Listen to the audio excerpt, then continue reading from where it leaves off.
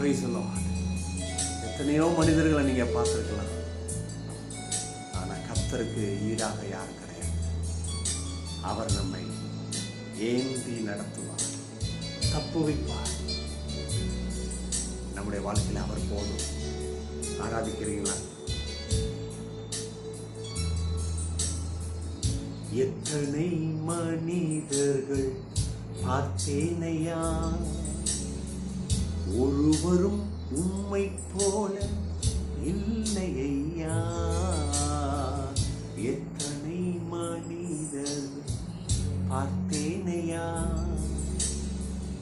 ஒருவரும் உம்மை போல இல்லையா. நீரன்றி வாழ்வு இல்லை உணர்ந்தேனையா, உந்தனின் மாறாண்பை மறவேனையா. நீரன்றி வாழ்வு இல்லை உணர்ந்தேனையா, நின் மாறாண்பை மறவேனையா. துதி உமக்கே, கனமுமக்கே, புகழும் மேன்மையும் ஒருவருக்கே. துதி உமக்கே, கனமுமக்கே, புகழும் மேன்மையும் ஒருவருக்கே. ஒருவருக்கே புகழும் மேன்மை. காலையில் உங்களை ஆராதிக்கிறோம்.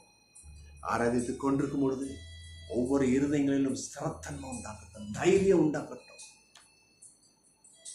நீ மனுஷன் போல இல்லப்பா, மறக்கிறதுக்கும் எங்களை விட்டு கொடுக்கிறது.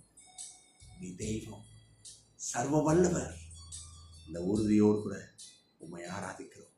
நீர் நடத்தும். ஆமென். தேவ மக்களே, உபாகமும் 28ஆம் அத்தியாயம் 11ஆம் வசனம், அதுல அந்த ஒரு பகுதி, இந்த வசனத்துல கர்த்தர் உனக்கு பூரண நன்மை உண்டாக கட்டளையிடுவார். அல்லேலூயா. இந்த வசனத்தை பார்த்த உடனே கர்த்தர் யாருன்னு ஒரு விசுவாசிக்கு கண்டிப்பா தெரியும். நீங்களும் நானும் நினைக்கிற போல மனுஷன் கிடையாதுங்க.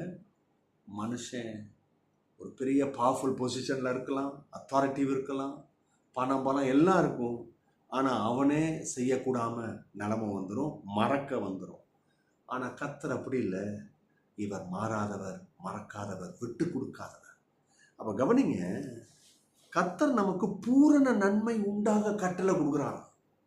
இன்னைக்கு நம்ம நினச்சிட்டோம் ஏதோ கொஞ்சம் கஷ்டப்படாமல் வாழ்ந்தா போதும். அநேகர் என்கிட்ட சில போராட்டங்கள் மத்தியில் சொல்லுவாங்க, ஜெபம் பண்ணிகிட்டு இருக்கிறோம் பிரதர், நீங்களும் ஜெபம் பண்ணுறீங்க, ஆனால் ஒரு சேஞ்சஸ் கூட இல்லையே. அது ஒரு சேஞ்சஸ் பார்த்தா கூட எனக்கு கொஞ்சம் ஆறுதலாக இருக்கும், கர்த்தர் செய்கிறாரு. ஆனால் ஒன்றுமே மாறலையே.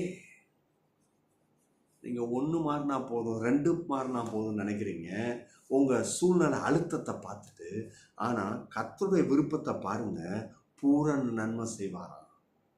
அப்போ கவனிங்க, கர்த்தர் அப்போ எண்ணத்தை நம்மக்கிட்ட விரும்புகிறாரு.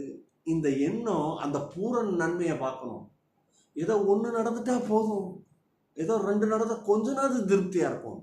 ஹலோ, கிறிஸ்தவ ஜீவியத்தில் திருப்தினா என்னன்னா, நரம்பி வழிந்தோடும்படி செய்வார் இல்லையா, ஏராளம் தாராளம் அமுக்கி சருந்து விழும்படி செய்வார்.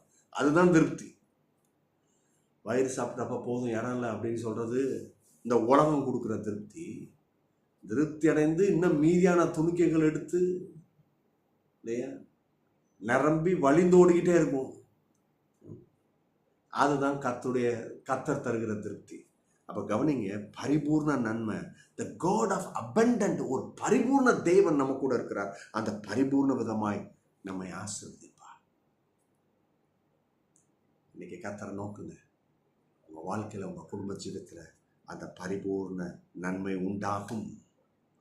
உங்களை கைவிட மாட்டார், உங்களை விட்டு கொடுக்க மாட்டார். God bless you.